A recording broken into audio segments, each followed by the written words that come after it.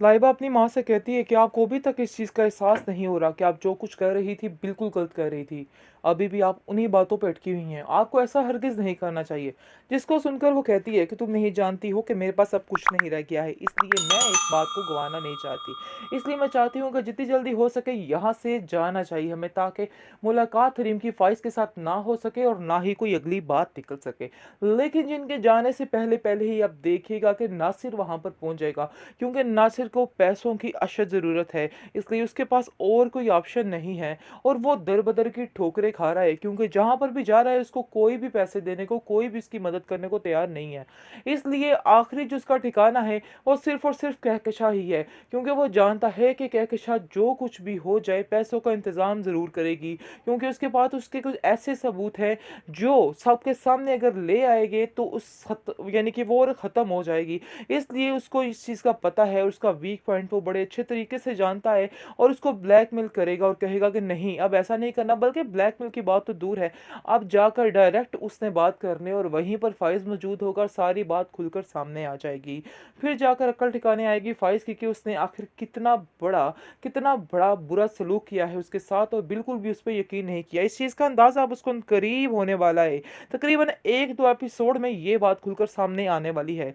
लेकिन जी, अब इस बार आप देखेंगे कि हरीम जो है इस बात पर कायम रहेगी कि वो कभी हार नहीं मानेगी और वहाँ पर वापस नहीं जाएगी। अब उन लोगों को साफ-साफ कह देगी और साफ-साफ वो कहकशा को भी कह देती है कि आपको परेशान होने की कोई ज़रूरत नहीं है। आपके दिल में जो वहमो-गुमान है इनको ख़त्म कर दीजिए, क्योंकि ऐसा कुछ भी नहीं होने वाला है। आप बिला वजह परेशान हो रही है। मुझे तो हैरानगी इस बात की है कि आपको थोड़ा परेशान होना चाहिए था इस बात पे कि आपने क्या कुछ किया है और आपको मुझसे माफ़ी तक माँगनी चाहिए थी। लेकिन अफ़सोस इस बात का हो रहा है कि अभी तक आपकी सुई वहीं की वहीं अटकी है और आप अभी तक वैसे की वैसी हैं और अभी भी आप यही चाहती हैं कि सच मत खुले और झूठ के साथ ही सारा सिस्टम चलता रहे। लेकिन ऐसा नहीं होने वाला है, अनकरीब ही आपकी बातें सारी खुल के सामने आने वाली हैं।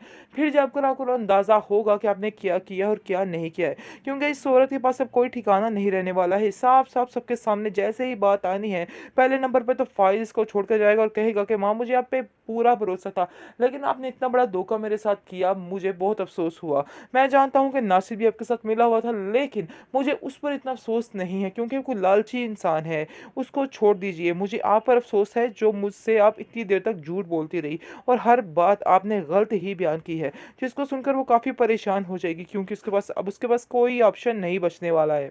भी नहीं होने वाला है। इस तरह से ही ज़लील होती रहेंगी और इस तरह से ही आपको बदनामी होती रहेगी। क्योंकि आपने जितनी बदनामी उसकी करवाई है, अल्लाह ने आपको वो दिखाना है दिन और आपकी वही बदनामी होकर रहनी है।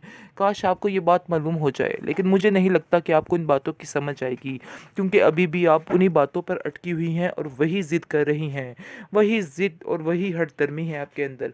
आपको इन सब बातों को ख़त्म करना होगा, क्योंकि मुझे नहीं लगता ये बातें लेकर आप ज़्यादा कुछ कर सकती हैं।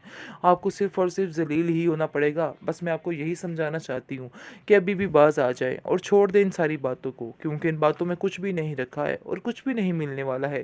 काश आपको मेरी इन बातों की समझ आ जाए और आप फ़ाइज़ को खुद ही सारा कुछ बता दें। हो सकता है भाई आपको माफ़ कर दे और फिर दोबारा ऐसी कोई बात ना करे। जिसको सुनकर वो कहती है कि नहीं, ऐसा नहीं हो सकता, मैं उसको कुछ नहीं बताने वाली। यानी कि पक्का-पक्का यही साबित हो रहा है कि नासिर ही सारी बात खोलेगा और फिर जाकर नासिर ही इसको जगह-जगह ज़लील करेगा और कहेगा कि ये देखो ये तुम्हारी माँ है, इसने सब कुछ किया है। मैं तो गरीब बंदा था और पैसे की लालच में आके सारा कुछ करता गया, लेकिन इन सब बातों की ज़िम्मेदार सिर्फ़ और सिर्फ़ तुम्हारी माँ ही। अब आया ऊँट पहाड़ के नीचे। जी नाज़रीन, जैसा कि आप देख रहे हैं कि अब कहकशां का बुरा हश्र होने वाला है और कहकशां इस कदर ज़लील और रुस्वा होने वाली है अपने बेटे की नज़रों के सामने कि इसको समझ आ जाएगी कि आखिर इसने क्या खेल रचाया है। क्योंकि नासिर को अपनी तकलीफ़ का मसला बन चुका है और उसके पास बिल्कुल भी पैसा नहीं है। वो मरने के करीब है, इसलिए उसको और कोई रास्ता नहीं नज़र आ रहा। वो बजाय कि माफ़ी माँगे वो मज़ीद पैसे माँगने की कोशिश कर रहा है कहकशा से। कहकशा उसको समझाने की कोशिश करती है कि नासिर मेरी जान छोड़ दो, मेरे पास अब कुछ भी नहीं है। अब मेरे पास ये सारे काम छोड़ दो, मैं कुछ भी नहीं दे सकती हूँ। मैंने जो करना था तुम्हारे लिए मैंने कर दिया है, मज़ीद अब मैं कुछ भी नहीं कर पाऊँगी। जिसको सुनकर नासिर मज़ीद गुस्से में आ जाता है और कहता है कि आप किस तरह की बातें कर रही हैं, ऐसा नहीं हो सकता है। अगर आपने मुझे पैसे ना दिए तो मैं आपकी इच्ची बिच्ची खोल के सबके सामने रख दूंगा, और जो कुछ आपने हरीम के साथ किया है सारा कुछ खोल के इस ज़माने के सामने ले आऊँगा। ज़माने के सामने तो वैसे भी आपकी टगे की इज़्ज़त नहीं रही, लेकिन अपने बेटे यानी कि फ़ाइज़ की आंखों के सामने अगर आप अपनी इज़्ज़त रखना चाहती हो, जहाँ से मर्ज़ी चाहे मुझे पैसे दे दो, वरना ऐसा ना हो कि पोल खोल दूँ और तुम्हारा बेटा जो रह चुका है वो भी तुमसे जाता रहे। जिसको सुनकर कहकशा कहती है कि नहीं नासिर, तुम ऐसा नहीं कर सकते, मेरे साथ ऐसा जुल्म मत करो। तुम नहीं जानते कि मैं कितनी बड़ी मुश्किल में फंस चुकी हूँ, मेरा इधर क्या हाल है। तुम्हें मेरा एहसास करना होगा, अभी थोड़ा सब्र करना होगा। जिसको सुनकर वो कहता है नहीं बीबी, अब मैं सब्र करने वाला नहीं हूँ, अब मेरे पास भी वक्त बहुत कम है और मैं अब ये काम करके रहूँगा, और अब मैं तुम्हारी असलियत खोल कर ही लाऊंगा। जी नाज़रीन, ड्रामा तो बैंड करना ही है उन्होंने, क्योंकि अब असलियत तो उसकी खुल के फ़ाइज़ के सामने भी आनी है। फ़ाइज़ जो कि अपनी माँ को देवी मान समझ रहा है, वो बहुत ही गलत सोच रख रहा है। उसको नहीं पता कि सारा कुछ किया धरा उस औरत का ही है।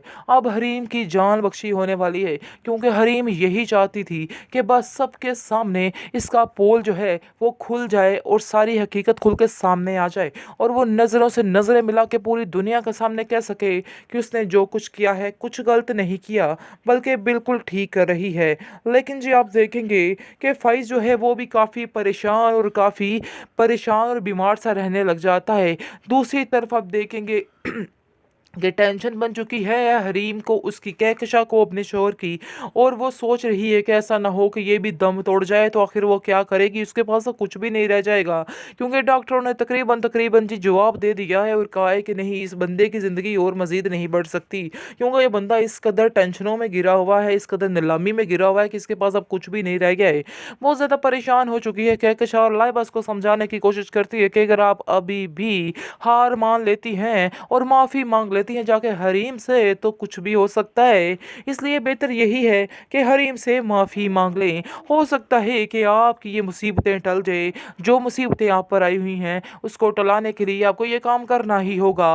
लेकिन कहकशा कहाँ माफ़ी मांगने वाली है। कहकशा अभी भी बड़े ही दबके में बैठी हुई है और सोच रही है कि सारा कुछ पहले की तरह हो जाएगा, वही महल की शख्सियत, वही सारा मुगलाई ख़ानदान, दोबारा से फड़े मारने की इसको फुर्सत मिल जाएगी। लेकिन ऐसा नहीं होने वाला है। अब इस औरत के पास सब कुछ ख़त्म होने वाला है, क्योंकि अब भी थक चुके हैं सारे देख देख कर इसके सारे एक्शन। खैर आप देखेंगे कि हरीम अपनी ज़िंदगी में बहुत सुकून महसूस कर रही है और कहती है कि मैं अपनी ज़िंदगी में बहुत ज़्यादा खुश हूँ, लेकिन जैसे ही मैं इन लोगों को देखती हूँ मुझे बेहद तकलीफ़ होती है, और ऐसा लगता है कि जैसे फिर दोबारा से वो वक्त वापस आ चुका है।